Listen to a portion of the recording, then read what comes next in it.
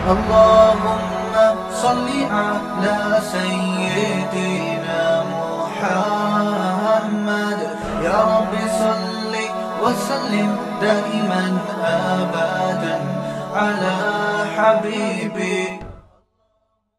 کا میں نے کلپ سنا, وہ ورکشاپ بھی کرواتے ہیں, بڑے میچور ڈاکٹر ہیں اور کافی فیمس ہیں یوٹیوب پہ.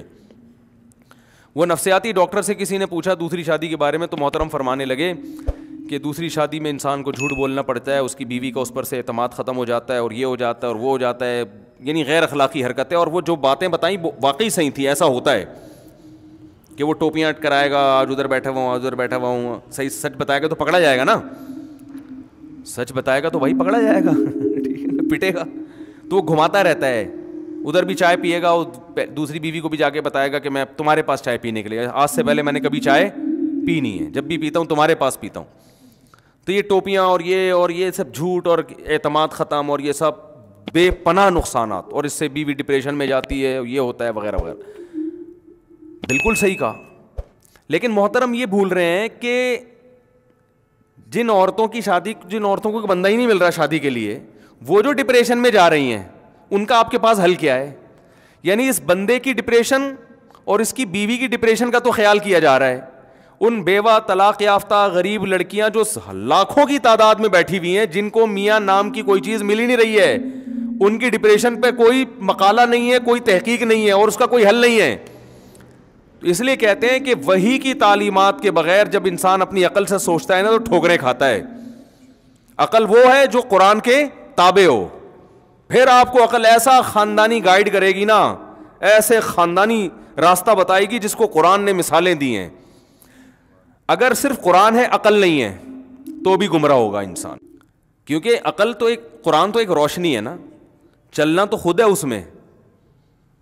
قرآن زبردستی دھکا دے کے تھوڑی چلائے گا آپ کو. قرآن دیکھو اللہ نے کیا پیاری مثال دی ہے قرآن میں. اللہ نور السماوات والارض, اللہ زمین آسمان کا نور ہے. کیا مطلب؟ جیسے نور سے روشنی ہوتی ہے نا, اندھیروں میں ہمیں نور سے راستے نظر آتے ہیں, ایسا ہی ہوتا ہے نا. ارے آپ ایک جنگل میں کھڑے ہوئے ہیں, گھپ اندھیرا ہے, منزل ملے گی آپ کو؟ پتہ چلے گا کہاں کھائی ہے, کہاں پانی ہے, کہاں پل ہے, کہاں شیر ہے, کہاں چیتا ہے, کہاں راستہ ہے, کچھ بھی سمجھ نہیں آئے گا. تو ایسے میں آپ کو کیا چاہیے ہوتا ہے؟ نور, روشنی. روشنی آپ کو چلا نہیں دیتی, روشنی دکھا دیتی ہے. روشنی کیا کرتی ہے؟ دکھا دیتی ہے. بھائی یہ کھائیے, یہ شیر بیٹھا ہوا ہے وہاں جناب بھیڑی ہیں, وہ آوازیں آئیں گی نا آپ کو, آپ عقل استعمال کرو گے, یار وہ کی جو آوازیں آ رہی ہیں اس کا مطلب اس سمت میں کیا ہے؟ بھیڑیے بیٹھے ہوئے. تو عقل استعمال کرتا ہے انسان, اس روشنی کی موجودگی میں اس سے فائدہ اٹھا کے جب عقل استعمال کرے گا تو صحیح سمت میں چلنا شروع. اگر روشنی نہیں ہے, ساری کھوپڑی ہے صرف آپ کے پاس, عقل کھوپڑی کو بھی کہتے ہیں نا, تو کھوپڑی ہے آپ کے پاس, روشنی نہیں ہے, تو خالی کھوپڑی سے راستہ نظر نہیں آئے گا, دھکے کھائے گا وہ. اور اگر روشنی تو ہے مگر کھوپڑی نہیں ہے آپ کے پاس, تھوڑی سی میں ایسے جلدی میں ایسی باتیں کر لیتا ہوں, کھوپڑی کہنا تو عقل ہی چاہیے, اس طرح کی لینگویج استعمال کرنا مناسب نہیں ہے. تو اصل میں جو کچھ الفاظ ہماری زبانوں پہ چڑھ گئے ہیں نا, اب کسی کو لوگ بتاؤ آپ میں عقل نہیں ہے تو اس کی سمجھ میں بات نہیں آتی. اب حضور بولا آپ کی کھوپڑی ہے ہی نہیں, ٹھیک ہے نا, وہ فوراً سمجھ جاتا ہے. تو یہ الفاظ میری زبان پہ لوگوں سے بات کر کے چڑھ گئے ہیں زبان پہ. تو اب مہذب لیکچر تو اس طرح نہیں ہوتے, وہ تو یہی ہوتے ہیں آپ کے عقل شریف, ٹھیک ہے نا, اور اس طرح کی چیزیں انگلش تھوڑا سا لگا کے وہ چلا دیتے ہیں بات کو. ہم بالکل دیسی زبان استعمال کرتے ہیں. تو روشنی ہے, کھوپڑی نہیں ہے تو بھی فائدہ نہیں ہے, اس لیے کہ روشنی میں آپ کو سب کچھ نظر آئے گا مگر آپ جج نہیں کر سکتے. جدھر شیروں کی آواز آ رہی ہے آپ اس طرف چلنا شروع ہو گئے, لوگ کہیں گے عقل استعمال کر, اللہ کے بندے ادھر سے دھاڑنے کی آواز آ رہی ہے, مرے گا وہاں پہ. آپ کہہ رہے ہو نہیں, چونکہ روشنی موجود ہے تو اب مجھے عقل استعمال کرنے کی ضرورت نہیں ہے. تو یہ بات درست ہوگی؟ اور اگر اندھیرے ہیں, خالی عقل سے ہی فیصلہ کر رہا ہے کہ راستہ کدھر ہے, بھائی راستہ تو آنکھ سے نظر آتا ہے اور آنکھ روشنی کے بغیر نہیں دیکھتی, اس کے بعد گیس کرنا پڑتا ہے کہ کون سا راستہ صحیح ہے کون سا غلط ہے. تو قرآن نے ایسی خاندانی مثال دی ہے, قرآن نے روشنی کی اہمیت کو بھی بیان کیا اور عقل کی اہمیت کو بھی. جو ملحد لوگ ہیں, مذہب کو, اسلام کو نہیں مانتے, وہ عقل ہی کو ویلیو دیتے ہیں, روشنی کی ان کی نظر میں کوئی قدر نہیں ہے. اور جو مذہبی لوگ ہیں مگر صحیح مذہب کو فالو نہیں کرتے, وہ صرف روشنی کی بات کرتے, کھوپڑی استعمال نہیں کرتے وہ. تو قرآن نے بار بار کہا ان فی ذلک لآیات لأولی الالباب, اس میں عقل مندوں کے لیے نشانیاں ہیں. بتایا کہ عبرت حاصل ہوگی, صحیح راستہ نظر آئے گا صرف کن لوگوں کو, جو عقل استعمال کرتے ہیں. بغیر عقل کے راستہ نظر نہیں آئے گا. اور روشنی کی ویلیو کو بھی قرآن نے بیان کیا کہ روشنی جو ان کو ملے گی وہ کہاں سے ملے گی, اللہ کی طرف سے. اللہ کیسے روشنی دیتے ہیں؟ قرآن کے ذریعے, پیغمبروں کے ذریعے. گمراہی کے اندھیروں میں آپ کھڑے ہوئے ہو اور قرآن اور سنت کے ذریعے آپ کو اس میں روشنی مل رہی ہے. گمراہی کو اندھیروں سے تعبیر کیا ہے اور اللہ اپنے کلام کو کس سے تعبیر کرتا ہے؟ روشنی سے. تبھی قرآن نے کہا اللہ نور السماوات والارض. یہ مثال بڑی خاندانی ہے, میں کئی بیانات میں دے چکا ہوں, اگرچہ ٹاپک نہیں ہے مگر میں تھوڑا سا جلدی سے اس مثال کو بیان لازمی کروں گا. مثال ہے بڑی زبردست. اللہ نے فرمایا اللہ کی مثال جو ہے نا, اللہ آسمانوں اور زمین کا نور ہے. نور کا مطلب روشنی دینے والا ہے, اس مجازاً اس کو اس لحاظ سے نور کہا گیا ہے. کیسے روشنی دیتا ہے؟ مثل نورہ کمشکات فیہا مصباح. اس کے نور کی مثال اس چراغ کی ہے جو طاقچے میں رکھا ہوا ہو. دیکھیں جس زمانے میں یہ مثال نازل ہو رہی ہے نا, اس زمانے میں یہ سرچ لائٹیں, بلب, ٹیوب لائٹیں یہ نہیں تھیں. اس زمانے میں آپ اگر اندھیروں میں ہو تو آپ کو روشنی کے لیے یا تو موم بتی چاہیے, یا چراغ چاہیے, یا جگنو چاہیے, یہی ہوتا ہے نا. تو چراغ اس وقت سب سے بہترین ذریعہ تھا روشنی حاصل کرنے کا. تو اللہ فرماتے ہیں جیسے اندھیروں میں کوئی کھڑا ہوا ہو اور اسے چراغ مل جائے تو کتنا خوش ہوگا وہ. تو اللہ فرماتے ہیں لیکن اللہ کی مثال عام چراغ ہی نہیں ہے, کیونکہ چراغ مٹی کے تیل سے بھی جلائے جاتے ہیں. ایسے بھی چراغ ہوتے ہیں کہ ہوا کے جھونکوں کی وجہ سے بار بار ٹمٹماتا رہتا ہے, وہ آپ کو دیکھنے میں مشکل ہوتی ہے. پھر اس کی چراغ کی روشنی میں جو آگ جلتی ہے اس میں دھواں بھی ہوتا ہے, اس سے بھی انسان ڈسٹرب ہوتا ہے, بدبو آتی ہے اس دھوئیں کی. سمجھ میں نہیں آ رہی میرا خیال ہے بات. پھر چراغ میں آپ نے بہت اچھا تیل بھی ڈال دیا, یعنی اچھا کا مطلب مٹی کا تیل یا پٹرول ڈال دیا آپ نے اس میں, تو اس میں اس بات کا خطرہ موجود ہوتا ہے یہ کوالٹی وائز اچھا نہ ہو. جیسے پراٹھے جو ہوٹلوں کے ہم صبح کھاتے ہیں, اب وہ گھی بھی ہے تو پتہ نہیں کہاں سے گھی لیا ہے ٹھیک ہے نا. میں تو سوچ رہا ہوں دیسی گھی کے ڈبے اپنی جیب میں لے کے جایا کروں. ہوٹل والے سے بولے یار اس میں تو مجھے پراٹھا بنا کے دے دے, تو اپنے ساتھ لے جایا کرو ساری چیزیں. آج کل کوئی بھروسہ نہیں ہے یار, یہ کیا گھی, کون سا قسم کا گھی ہے, کیا کھلا رہے ہیں. خیر, تو اللہ فرماتے ہیں کہ میں جو ہدایت دیتا ہوں نا, تو اس کی مثال جو قرآن ہے اس کی مثال ایسے ہے جیسے آپ ایک اندھیرے جنگل میں کھڑے ہو, کوئی روشنی کا انتظام نہیں ہے, لیکن اس میں ایک ایسا چراغ مل گیا. تو مثل نورہ کمشکات, اللہ فرماتے ہیں میرے نور کی مثال ایک طاقچے کی طرح ہے. کیونکہ جب دیوار میں طاقچے ہوتے ہیں نا, اس میں جو چراغ ہوتا ہے وہ ہوا سے بچتا ہے, وہ چاروں طرف سے ہوا کے جھونکے اسے بجھاتے نہیں ہیں, اس کی روشنی کو کم نہیں کرتے, بار بار ڈم نہیں کرتے. تو ایک محفوظ جگہ پہ ہے. فیہا مصباح, جس میں چراغ رکھا ہوا ہے. المصباح فی زجاجہ, اور وہ چراغ بھی ایک خوبصورت شیشے کے برتن میں ہے, کیونکہ جو آئینہ ہے نا شیشہ, وہ اور روشنی کو ریفلیکٹ کرتا ہے اور پھیلاتا ہے, وہ روشنی کو چمکاتا ہے. اور الزجاجۃ کأنہا کوکب دری, جس شیشے میں وہ چراغ رکھا ہوا ہے ایسا خاندانی شیشہ ہے جیسے چمکتا ہوا موتی. جو ہیرا ہے نا, ہیرا, اس میں کیسی لائٹیں نکلتی ہیں, یعنی دیکھنے میں بڑا خوبصورت اٹریکٹیو ہوتا ہے. ہر چراغ اس قابل نہیں ہوتا کہ انسان کا دل اس کی طرف مائل ہو. اور فرمایا کہ یوقد من شجرۃ مبارکۃ, اسے جلایا جاتا ہے ایک ایسے درخت سے جو برکت والا درخت ہے, اس میں اپنی فائدے ہیں. اس برکت والے درخت کا نام ہے زیتونۃ, زیتون کا درخت ہے. لا شرقیۃ ولا غربیہ, اور زیتون کا بھی ناقص تیل نہیں ہے, زیتون کا وہ درخت جو بالکل سیدھا پروان چڑھا ہو, جس پہ بھرپور طرح سے دھوپ لگی ہو, نہ مشرق کی طرف اور نہ مغرب کی طرف جھکا ہوا ہو, کیونکہ پودا جب سیدھا جاتا ہے نا تو دھوپ بھرپور لگتی ہے اس کو, اور اس میں تیل بہت اچھی کوالٹی کا پیدا ہوتا ہے. اور اللہ فرماتے ہیں کہ ایسا حساس تیل ہے, ایسا روشنی کو پکڑتا ہے کہ یکاد زیتھا یضیء ولو لم تمسسہ نار, ابھی آگ اس کے قریب نہیں گئی اور آگ کو پکڑ لیتا ہے وہ. تو ایسا جو سینسیٹیو قسم کا تیل ہوتا ہے نا, اس کی روشنی بہت ہوتی ہے. تو اللہ نے مثال دی زیتون کی, کیونکہ زیتون کے تیل میں دھواں نہیں ہوتا, بدبو نہیں ہوتی, آگ ہوتی ہے مگر آگ میں جو بدبو اور یہ سب چیزیں نہیں ہوتی ہیں, اور اس کی روشنی میں چمک بہت خوبصورت ہوتی ہے, یعنی وہ خود ایک اچھا لگ رہا ہوتا ہے, بڑی شفاف روشنی کو پھیلاتا ہے وہ. آگے اللہ نے کیا فرمایا, نور علی نور, اور ایسا چراغ ہے, اتنی تیز روشنی ہے کہ تمہیں ایسا لگے گا روشنی کے اوپر روشنی کی تہ چڑھائی ہوئی ہے کسی نے. کیا خاندانی بلاغت ہے یار, کیا مثال ہے. آگے اللہ نے فرمایا اللہ نے تو یہ روشنی پیدا کر دی, عقل مند لوگ اس روشنی کے تحت اپنی عقل کو استعمال کر کے چل رہے ہیں. لیکن آگے اللہ نے فرمایا وَمَن لَّمْ يَجْعَلِ اللَّهُ لَهُ نُورًا فَمَا لَهُ مِن نُور. کچھ بدبخت ایسے بھی ہیں کہ ایسی خوبصورت روشنی کے باوجود اللہ نے ان کے لیے روشنی پیدا نہیں کی, ان کی بدعمالیوں کی وجہ سے ان کو اندھا کر دیا ہے کہ وہ ایسے چراغ سے بھی فائدہ نہیں اٹھاتے. کیا خاندانی مثال ہے یار.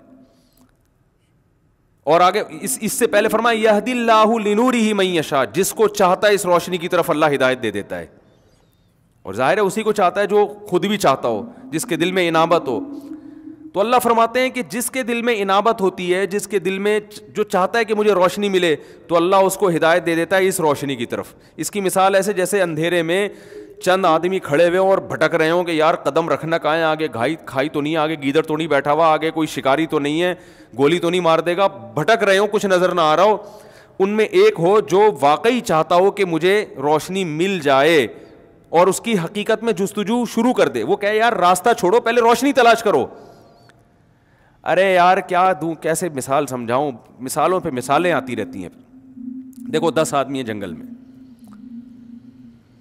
خواہش تو ہر ایک کی ہوگی کہ راستہ ملے, کیا خیال ہے؟ خواہش تو کہ بھائی بھٹکنے کو کون پسند کرتا ہے, لیکن ایک اس خواہش کو پورا کرنے کا پراپر طریقہ استعمال کر رہا ہے, اور ایک ادھر ادھر پاؤں اور ہاتھ مار رہا ہے اپنی عقل استعمال کر کے. تو پراپر طریقہ کیا ہے کہ بھائی اس اندھیرے میں جتنے بھی ہاتھ پاؤں چلاؤ کچھ بھی نظر نہیں آئے گا, گرو گے. یہ عقل کا یہاں موقع ہی نہیں ہے عقل استعمال کرنے کا. یہاں سب سے پہلے ہمیں چراغ چاہیے, روشنی چاہیے. تبھی اندھیرے میں سب سے پہلے یار کسی کے پاس لائٹر ہے, کسی کے پاس موبائل میں ٹارچ ہے, یہ ہوتا ہے نا. آپ کہیں جنگل میں اکیلے رہ گئے, 2-4 لوگ آپ کے ساتھ, اور پھنس گئے کہیں, اندھیرا ہو گیا, تو سب سے پہلا سوال ہو بھائی کسی کے پاس لائٹ ہے, ٹارچ ہے, یہ ہوگا یا یہ ہوگا کہ یار تھوڑو کھوپڑی استعمال کرو. اصل عقل ہوتی ہے, عقل سے سب کچھ سمجھ میں آتا ہے. او بھائی عقل ہی خود کہہ رہی ہے کہ یہاں پہلے روشنی کا انتظام ہو, پھر کھوپڑی استعمال کرنا, اس کے بعد مشورہ کریں گے کہاں جانا ہے, پہلے تو روشنی تو کرو.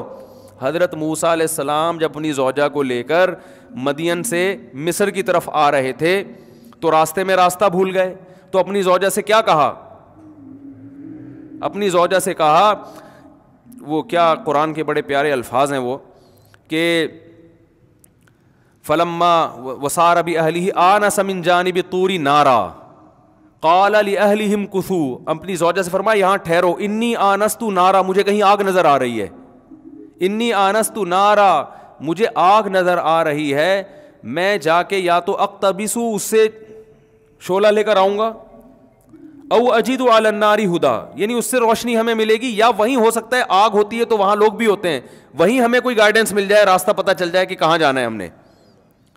تو انسان جب اندھیروں میں ہوتا ہے تو سب سے پہلے کیا تلاش کرتا ہے, بولو, بولنے پر گورنمنٹ نے پابندی لگی, روشنی تلاش کرتا ہے, روشنی.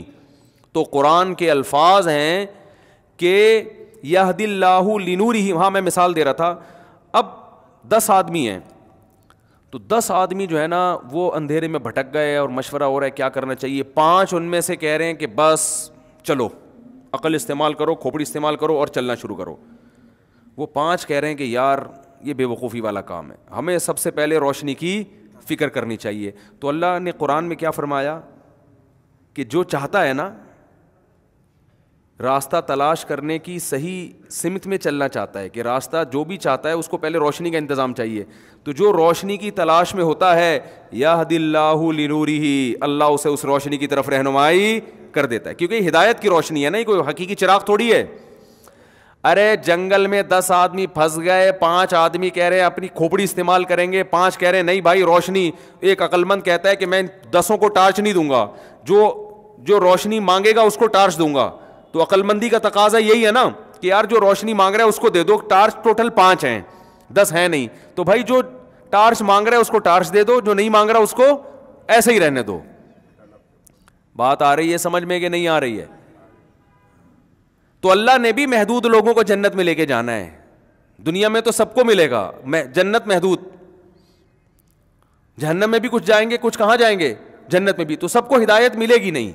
تو اللہ کا اصول ہے کہ جو گمراہی کے اندھیروں میں ہو, تو جو اس میں روشنی مانگے گا اور چاہے گا کہ مجھے روشنی ملے, اللہ اس کو اس چراغ کی طرف جس کو قرآن کہا جاتا ہے, جس کو اللہ کا کلام کہا جاتا ہے, اس کی طرف اللہ اس کو اس کی رہنمائی کرے گا.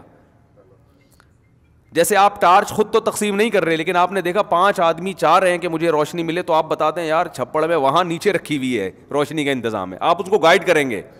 تو جو غیر مسلم چاہتا ہے کہ مجھے ان راستوں میں صحیح روشنی ملے, گائیڈنس ملے, جو چاہتا ہے, تو اللہ فرماتے ہیں ہم اس کے دل میں قرآن کی صداقت ڈال دیتے ہیں, قرآن کی طرف لے آتے ہیں ہم اس کو. جو نہیں چاہتا وہ کہتے ہیں نہیں عقل ہی فیصلہ کرے گی, تو اللہ اسے اندھیروں میں چھوڑ دیتے ہیں.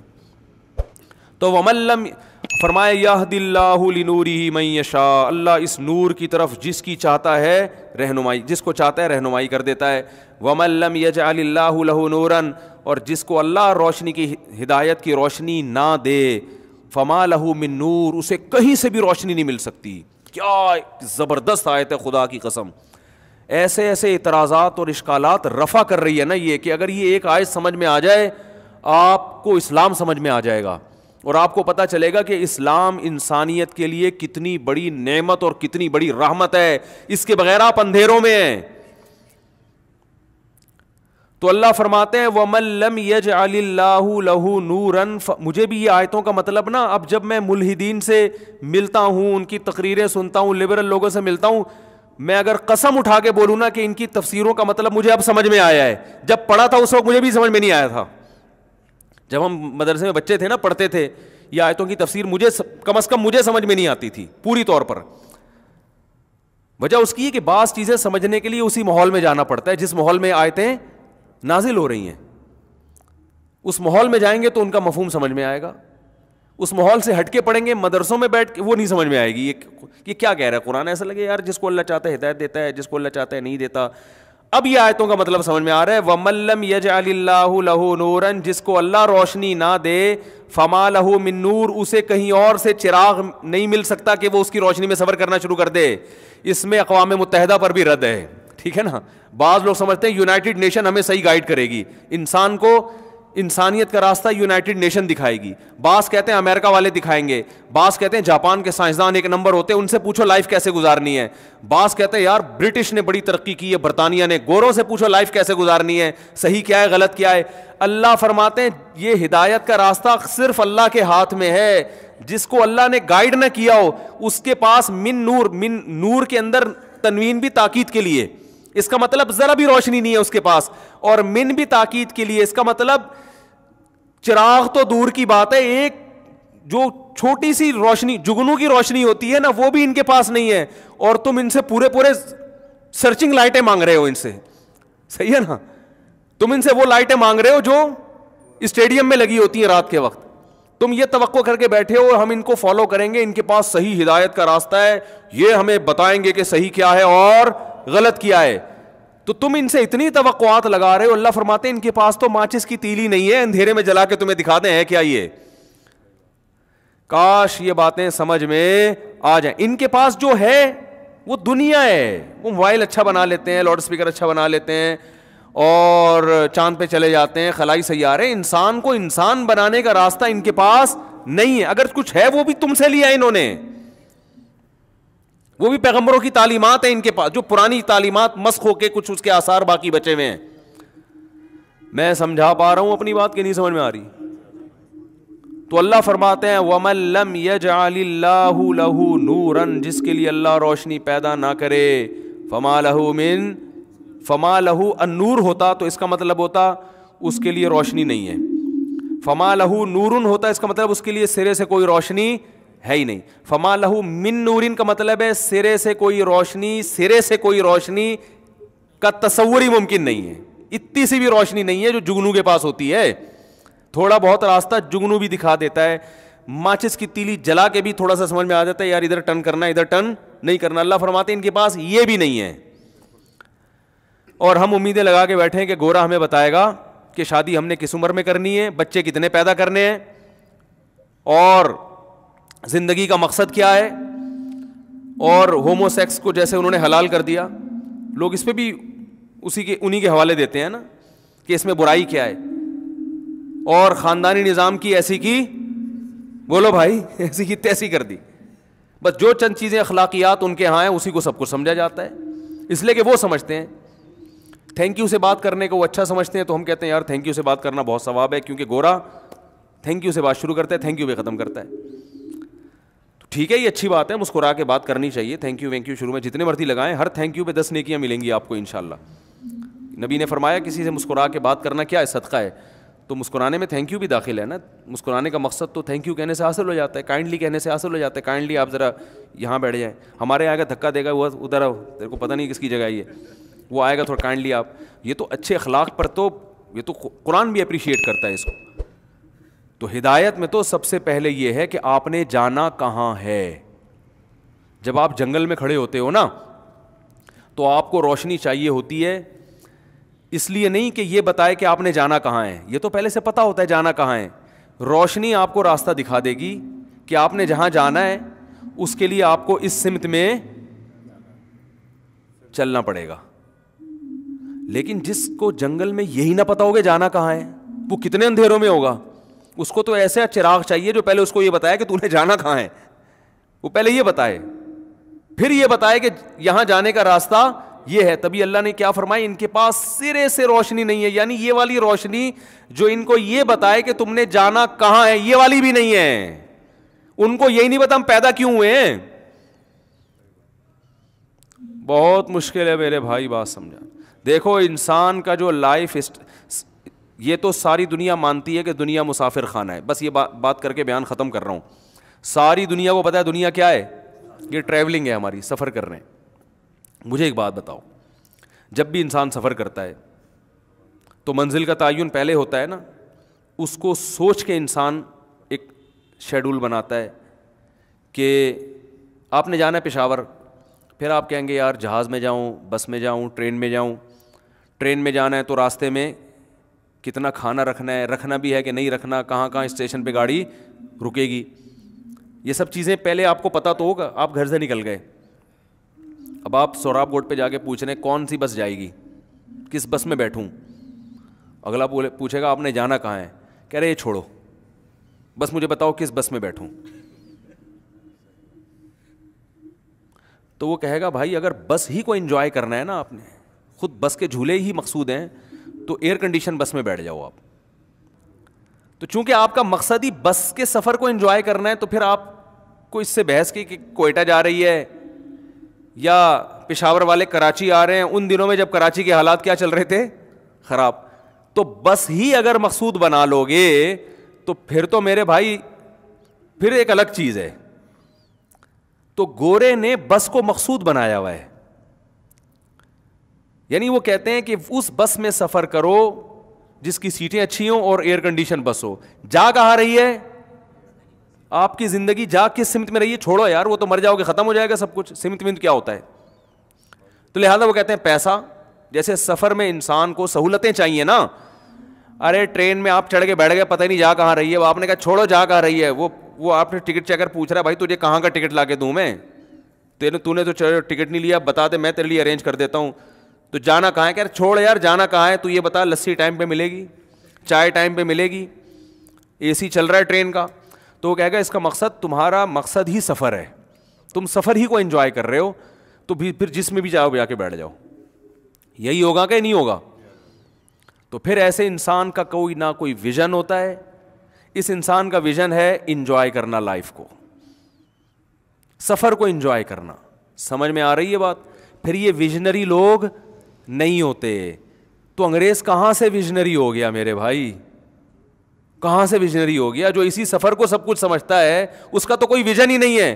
جن چیزوں کو وہ ویژن بنا رہے وہ ویژن بنانے کے قابل نہیں ہے. سفر کبھی بھی خود مقصود نہیں ہوتا. اگر سفر میں آپ چیزوں کو مقصود بنا لو تو آپ سے بڑا بے وقوف دنیا میں کوئی نہیں ہے. آپ ٹرین میں سے سفر کر رہے ہو کہ سیٹیں بہت اچھی ہیں, مزہ آ رہا ہے, جھولے مل رہے ہیں مجھے, تو بچے تو یہ کام کرتے ہوئے اچھے لگتے ہیں, اور کبھی زندگی میں نہ کیا ہو تو بھی اچھا لگتا ہے کہ چلو یار ایک دفعہ ٹرین کا چکر بھی لگا لیتے ہیں, کہیں بھی جا رہی ہے بیٹھ جاؤ. جیسے وہ آئے گا بھائی آئے گا, کوئی نہ کوئی تو آئے گا, سنا ہے آپ نے؟ ہم بچپن میں اللہ معاف فرمائے ڈرامے دیکھا کرتے تھے, اس وقت بڑے سیدھے سیدھے ڈرامے آتے تھے. تو الیکشن کے دنوں میں ایک ڈرامہ آ رہا تھا, اکثر تو لوگ کہتے ہیں نا آئے گا بھائی آئے گا, اعظم خان آئے گا, جو بھی سیاسی لیڈر ہوتا ہے ان کے نعرے لگا رہے ہوتے ہیں نا, آئے گا بھائی آئے گا, فلانا آئے گا. تو دیکھا کچھ لوگ نعرے لگا رہے ہیں آئے گا بھائی آئے گا, کوئی نہ کوئی تو آئے گا. تو ان سے پوچھا کہ یار یہ کیا؟ انہوں نے کہا یار ہماری کوئی سیاسی تنظیم نہیں ہے. دوسرا, اگر ہم جس کا نعرہ لگا رہے ہیں وہ آئے گا اور وہ نہیں آیا تو بعد میں کیا ہوگی؟ بے عزتی ہوگی. تو ہم نعرہ ایسا لگا رہے ہیں کہ کوئی بھی آئے تو ہم ہی جیتے گئے. ہم نے کہا تھا آئے گا بھائی آئے گا, کوئی نہ کوئی تو آئے گا. تو گورا کا لائف یہی ہے کہ جائیں گے بھائی جائیں گے, کہیں نہ کہیں تو جائیں گے. کہاں جائیں گے چھوڑو, یا کیا کرنا ہے, جائیں گے بھائی جائیں گے بھائی جائیں گے, کہیں نہ کہیں تو جائیں گے. جس کا کوئی ویژن نہیں ہوتا میرے بھائی, وہ سفر کو جب مقصود بناتا ہے تو جو چیزیں غیر مقصود تھیں ان کو وہ کیا بناتا ہے؟ مقصود. جو ضرورت تھی اس کو مقصد بنا لیتا ہے. سفر میں سیٹ آپ کی ضرورت ہے, آپ کا ہدف نہیں ہے. سفر میں پنکھا چل رہا ہو یہ آپ کی ضرورت ہے, آپ کا ہدف نہیں ہے. اخلاق سے آپ سے ایئر ہوسٹس بات کرے یہ آپ کی ضرورت ہے, یہ آپ کا ہدف نہیں ہے. اب آپ اسی کو پی آئی اے میں اس لیے سفر کر رہے ہو, نہیں پی آئی اے کی مثال نہیں بنے گی یہاں پہ. آپ اتحاد ایئر لائن میں اس لیے سفر کر رہے ہو کہ ایئر ہوسٹس کے اخلاق بہت اچھے ہیں. اب وہ دبئی جا رہی ہے بھائی تو نے جانا کہاں ہے؟ تو نے لاہور جانا ہے, تو اخلاق کی وجہ سے اس میں چڑھ گیا. اس سے بہتر تھا WI میں بیٹھ جاتا, جہاں اخلاق کے علاوہ سب کچھ ملے گا, لیکن جہاں جا رہا ہے وہاں تجھے اتار دیتی ہو. تو یہ بہت بڑی حقیقت ہے جو قرآن سمجھاتا ہے, پیغمبر سمجھاتے ہیں. دیکھو انگریز کتنی ترقی کر لے, لوگ بہت مرتے ہیں یار اتنا کچھ کر لیا, مرے گا تو نہ, جائے گا تو مٹی میں. وہ سائنٹسٹ جس نے چاند پہ قدم رکھا, نیل آرم اسٹرانگ, وہ بھی کہاں ہیں آج کل؟ تو اس حقیقت سے کیوں آنکھیں چراتے ہو بھائی؟ اس دنیا کا انجام بھی مٹی, انسان ترقی جتنی بھی کر لے انجام مٹی ہے.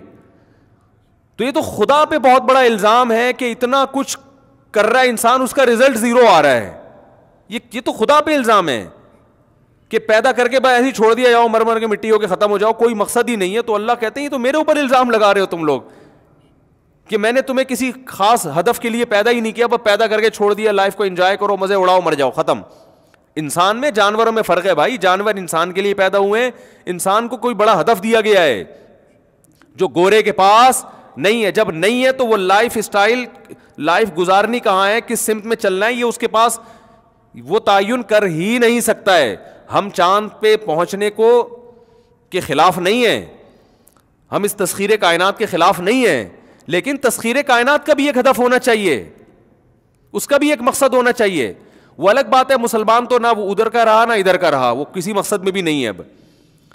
لیکن قرآن تو بہرحال گائیڈ کر رہا ہے نا آپ کو, قرآن تو آپ کی آنکھیں کھول رہا ہے کہ یہ جو عقل پرستی ہے یہ کافی نہیں ہے تمہارے لیے. تو جب اس کے پاس بیچارے کے پاس ہدف ہی نہیں ہے, اور یہ گوروں نے خود اعتراف کیا ہے کہ آپ جب بھی زندگی کا ویژن بناتے ہیں, جب بھی آپ اپنی کوئی پلاننگ کرتے ہیں نا کہ میں نے لائف کیسے گزارنی ہے, تو ہمیشہ اس ہدف کو سامنے رکھ کے پلاننگ کی جاتی ہے.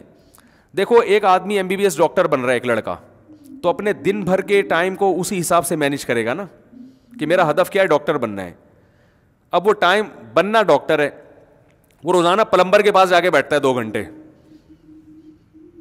تو لوگ کہیں گے تو پہلے یہ طے تو کر, تو نے ڈاکٹر بننا ہے یا پلمبر بننا ہے, کہیں گے نا.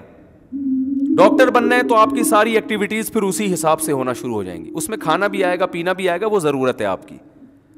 بھائی آپ پلمبر بنو یا ڈاکٹر بنو, کھانا پراٹھے تو سب کھائیں گے اس میں. اب یہاں بھی یہی ہے میرے بھائی, ترقی تو سب نے کرنی ہے, تو انسان کی نیچر ہے, چاند پہ بھی جائے گا, خلاؤں کو بھی مسخر کرے گا, لیکن یہ ہدف تھوڑی ہے. خلائیں بھی مسخر ہوں گی, میڈیکل سائنس میں بھی ترقی کرے گا, یہ سب ہماری ضرورت ہے بھائی. دنیا میں رہنا ہے تو دنیا تو مادی اسباب کے بغیر چلتی نہیں ہے. یہ تو ہے کہ جب آپ ڈاکٹر بھی بننا چاہتے ہو تو بھوک کے ٹائم پہ کھانا تو آپ کو بھی کھانا پڑے گا. یہ تو بنیادی مادی ضرورتیں ہیں, یہ ہر ایک کو پوری کرنی ہے. تو اس میں جب کھانا پڑے گا تو اس کے لوازمات میں سے ہے کہ بھائی کھیتی باڑی بھی کرنی پڑے گی. جب کھیتی باڑی کرنی پڑے گی تو ایگریکلچر جو ہماری یونیورسٹیاں ہیں ان کو بھی بنانا پڑے گا تاکہ کم محنت میں زیادہ سے زیادہ گندم اگایا جا سکے. پھر جناب یہ ان شعبوں میں بھی آگے جانا پڑے گا. تو یہ سارے اس کے لوازمات ہیں, مگر ان میں سے کوئی بھی ہمارا ہدف اور مقصد بولو نا نہیں ہے. یہ ساری ضرورتیں ہیں اور انگریز ان ضرورتوں کو علی وجہ الکمال پورا کر رہا ہے. لیکن اس کے پاس ایک بہت بڑی گمراہی کہ اس کو یہ پتہ ہی نہیں ہے کہ میں دنیا میں آیا کیوں, اللہ نے خود انسان کو بنایا کیوں ہے. اس کے ان کے پاس جواب نہیں ہے. ادھر ادھر کی فالتو قسم کی باتیں, وہ کہیں ویسے ہی بنا دیا, اتفاق سے بن گئے. تو اتفاق سے تو نہیں ہو سکتا, یہ تو بے وقوفوں والی بات ہے. اتفاق سے 2 اینٹیں اوپر نیچے نہیں رکھی جا سکتی کروڑوں سال میں. آنکھ, کان, ناک, دل, دماغ, جگر, گردے, پھیپھڑے, کلیجی سب اپنی جگہ جا کے ڈاروین کے نظریے کے مطابق اتفاق سے بن کے پھیپھڑے بن کے انسان بن کے وجود میں آ گیا. یہ دنیا کا پاگل سے پاگل انسان بھی ایسی بات نہیں کر سکتا. آپ کو پھر اتنے بڑے سائنسدان کیوں کرنے ہیں؟ خدا کو ڈکشنری سے نکالنے کے لیے کرنی پڑ رہی ہے ان کو یہ بات, کیونکہ خدا کو لائیں گے تو مذہب آئے گا, مذہب آئے گا تو پھر اسلام آئے گا, اسلام آئے گا تو مولوی آئیں گے. انگریز کہے گا, آئنسٹائن کہے گا یار مولانا لوگوں کی بات نہ سنوں, ہے بھائی. کیونکہ جب ایک چیز لاؤ گے نا تو پھر باقی چیزیں بھی خود بخود. جو سائنسدان خدا کا انکار کرتے ہیں وہ اس لیے کرتے ہیں کہ خدا کو مانو گے تو پھر سوال ہوگا خدا نے انسان کو بنایا ہے تو جو چیز خود سے بنتی ہے اس کا ویژن نہیں ہوتا, بنائی جاتی ہے اس کا مقصد ہوتا ہے. تو وہ مقصد کیا ہے؟ تو وہ مقصد تو خدا ہی بتائے گا, خدا کے علاوہ کوئی نہیں بتائے گا. تو خدا کی پھر آسمانی کتابیں ہیں, تو آسمانی کتاب قرآن کے علاوہ کوئی بھی محفوظ نہیں ہے. گھوم پھر کر پھر اسلام اور قرآن کے علاوہ کوئی آپشن بچتا ہی نہیں ہے خدا تک پہنچنے کا آپ کے پاس. اس ساری ٹینشن سے بچنے کے لیے انہوں نے کہا خدا کو ڈکشنری سے نکالو.